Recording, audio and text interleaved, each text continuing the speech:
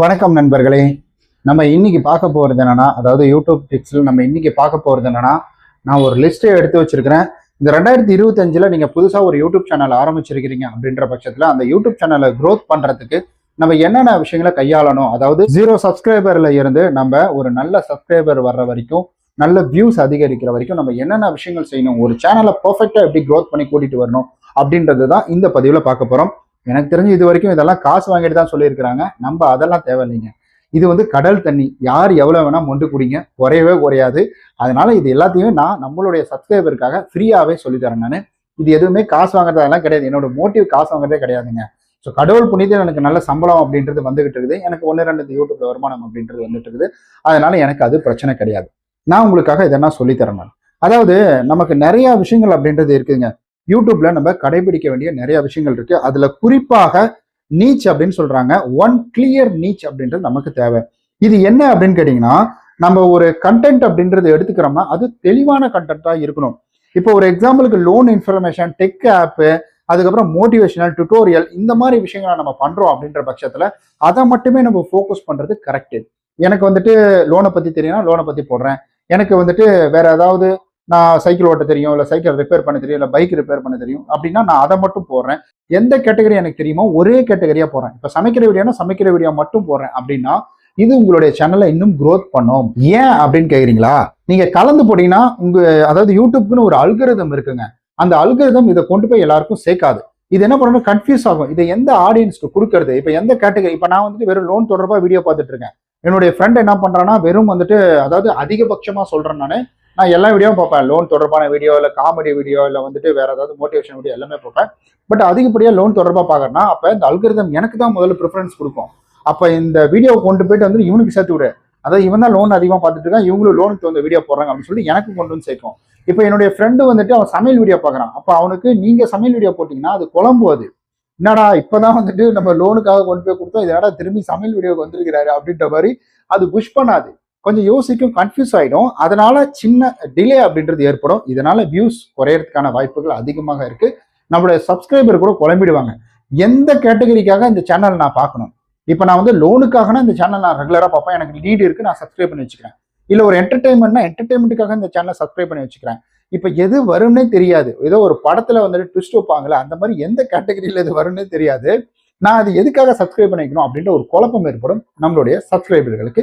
அந்த குழப்பத்தை நம்மளுடைய சப்ஸ்கிரைபர்களுக்கு கொடுக்காதீங்க. அடுத்தது, இரண்டாவது, ஒரு நல்ல ஷார்ட் வீடியோ கிரியேட் பண்ணுங்க. நீங்க ஒரு பெரிய வீடியோ கிரியேட் பண்ணிட்டீங்கன்னா ஷார்ட் வீடியோ கிரியேட் பண்ணுங்க. அப்ப நீ ஏன் கிரியேட் பண்ணலன்னு கேக்குறீங்களா? ஆல்ரெடி 4-5 சேனல் போயிட்டு இருக்குதுங்க. அது கூட சேர்ந்து இதையும் கட்டி இழுத்துட்டு போயிட்டு இருக்கேன். ரொம்ப வேலை, இடுப்பெல்லாம் வலிக்குது. அதனாலதான் என்னால பண்ண முடியல. இது பொறுமையாவே க்ரோத் ஆகட்டுமே அப்படின்ற மாதிரியும் இதை பற்றி நான் மற்ற சேனல்களையும் பேசிக்கிட்டு தான் இருக்கிறேன். அதனால எனக்கு கொஞ்சம் ஹெல்த் இஷ்யூ இருக்கிறதுனால கொஞ்சம் டைம் எடுத்து இதெல்லாம் நான் பண்ண ஆரம்பிச்சிருவேன். பண்ணாமலா இருக்க மாட்டேன், பண்ண ஆரம்பிச்சிருவேன். நான் பண்ணல நீ பண்ணலாம் வெயிட் பண்ணாதீங்க, நீங்க பண்றதை பண்ணிடுங்க. ஏன்னா ஷார்ட் வீடியோ தான் உங்களுக்கு குயிக்கா சப்ஸ்கிரைபரை இன்க்ரீஸ் பண்ணி கொடுக்கும்.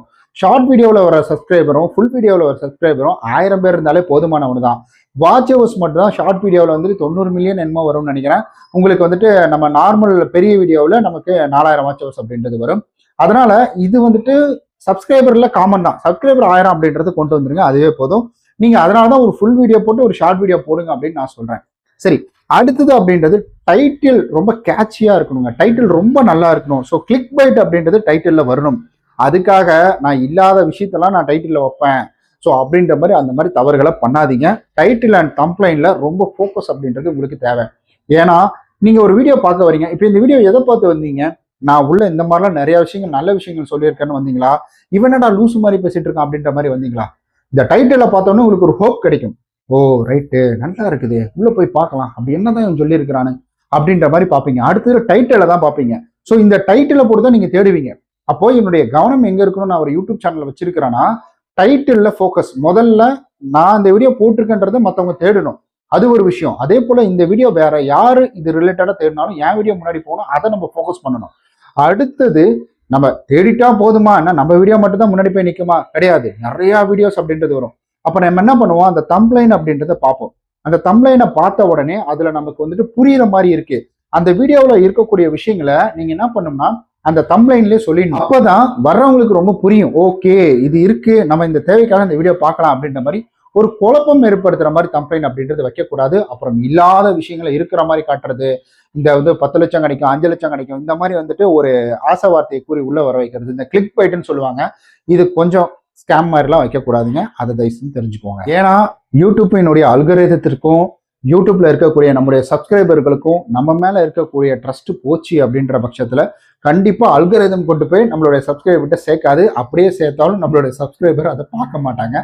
அதுக்காக தான் சொல்றேன், உண்மையை மட்டும் பேசுங்க, உண்மையை மட்டும் சொல்லுங்க. இதுல முக்கியமான விஷயம், நிறைய பேர் கோட்டை விடக்கூடிய இடம் எது அப்படின்னு கேட்டீங்கன்னா இந்த இடம் தாங்க. அதாவது எனக்கு டைம் கிடைக்கக்குள்ள நான் வீடியோ போட்டுக்கிறேன், ஒரு மாசத்துக்கு ஒருக்கவோ இல்லை ஒரு 10 நாளுக்கு ஒருக்கவோ நான் ஒரு வீடியோ அப்படின்றது போட்டுக்கிறேன் அப்படின்ற மாதிரி முடிவு பண்ணிடுவாங்க. இல்லை நேரம் கிடைக்கக்குள்ள வீடியோ போட்டு நான் அதை க்ரோத் பண்ணிக்கிறேன் அப்படின்ற மாதிரி அப்படியே அதை கிடப்புல போட்டுருவாங்க. அதாவது யூடியூப் அல்கரிதத்தை பொறுத்த வரைக்கும் 7 நாளுக்கு மினிமம் சொல்றேன், மினிமம் 7 நாளுக்கு ஒரு 3 வீடியோவாவது நீங்க போட்டிருக்கணும். அதுக்குன்னு ஒரே நாளே 3 வீடியோ போட்டு விட்டுறாதீங்க.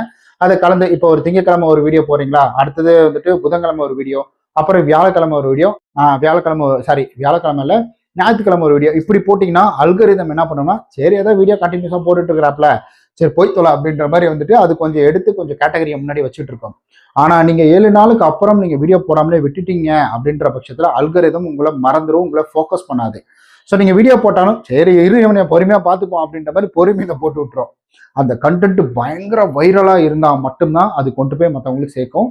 ஸோ அதில் நீங்கள் நிறைய விஷயங்கள் அப்படின்றது பார்க்க வேண்டியது இருக்கும். அதனால ரெகுலராக கண்டினியூஸாக வீடியோ போடுங்க.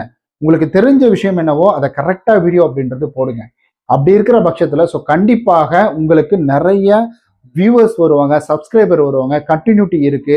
அடுத்தது உங்களுக்கு மெசேஜ் பண்ணக்கூடிய உங்களுடைய சப்ஸ்கிரைபர்களுக்கு ரிப்ளை கொடுங்க. இது ரொம்ப ரொம்ப முக்கியம். யூடியூப் அல்கரிதம் இதை கண்கொண்டு பார்த்துக்கிட்டே இருக்கும்.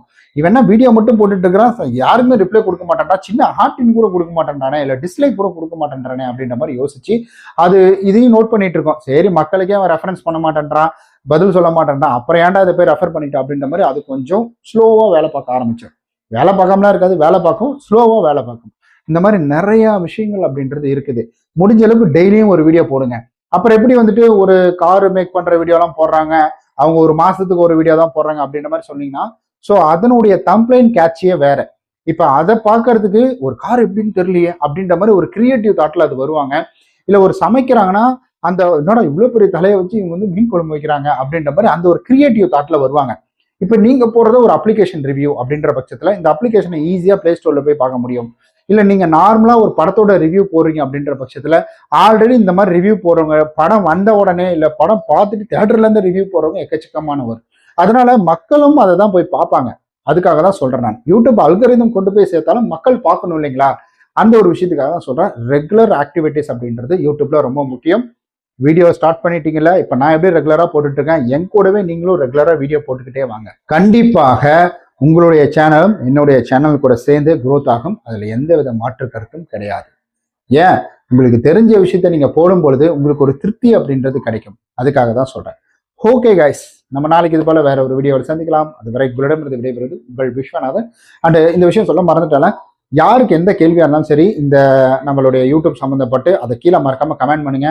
அதுல லைக் வந்தாலும் வராட்டியும், அது நிறைய பேர் பண்ணாலும் பண்ணாட்டியும், ஒருத்தர் பண்ணாலும் அதுக்கான வீடியோஸ் நான் பண்ணுவேன். ஏன்னா சிங்கிள் சப்ஸ்கிரைபருக்காக வீடியோ போட்டவங்களாம் இப்போ கோடிக்கணக்கில் சப்ஸ்கிரைபர் வச்சிருக்காங்க. பாய்.